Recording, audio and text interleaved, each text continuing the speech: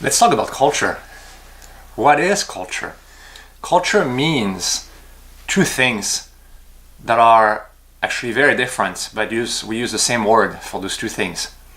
I wanted to talk about it today with you guys. When we say culture, first, we talk about things that our civilization, or our group, our tribe, our country, are basically an entity of people have done for a while.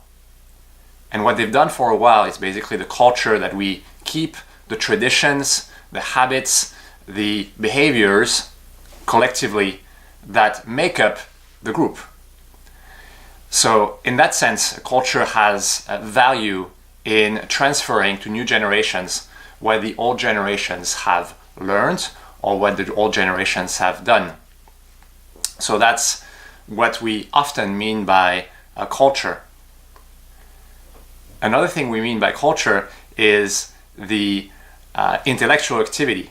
The word culture means there's some thinking associated with doing something.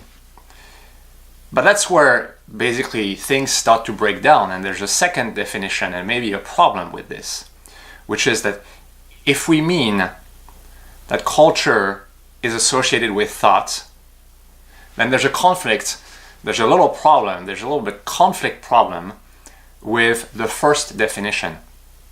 Because by nature, if we do something because the group has done it before, and for many, many years, our tradition has been to do it that way, then we're not thinking about it. We're just doing it because it's always been done that way, because it's our culture.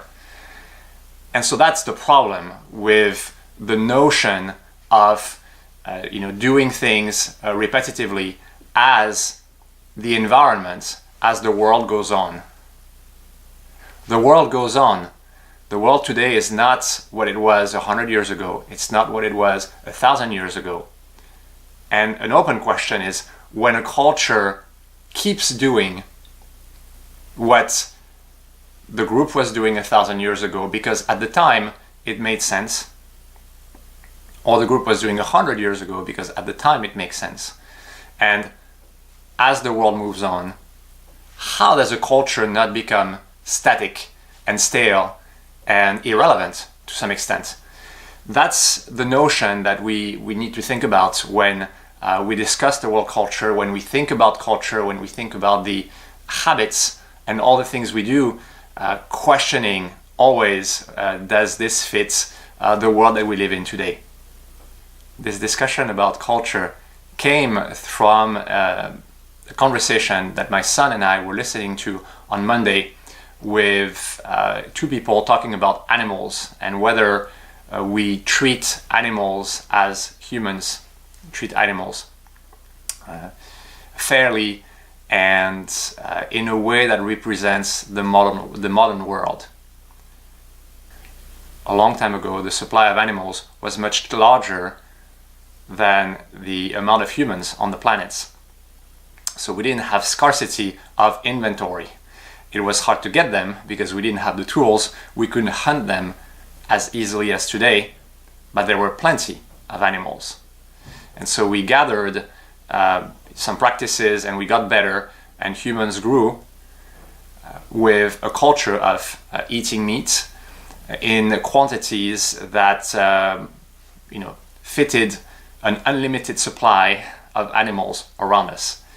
And today what we're seeing is that the human population is growing so fast in a limited planet and in a limited supply of animal products that we're going to have to slow down the rate of eating animals and maybe rethink our relationship with animals, particularly about industrial treatments where animals live in storage. Basically, they never see the light of day.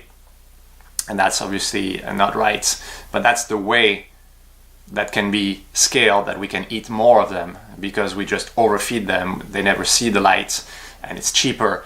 And that's the culture that we've developed to cope with something that maybe no longer fits or shouldn't fit the society that we want to build.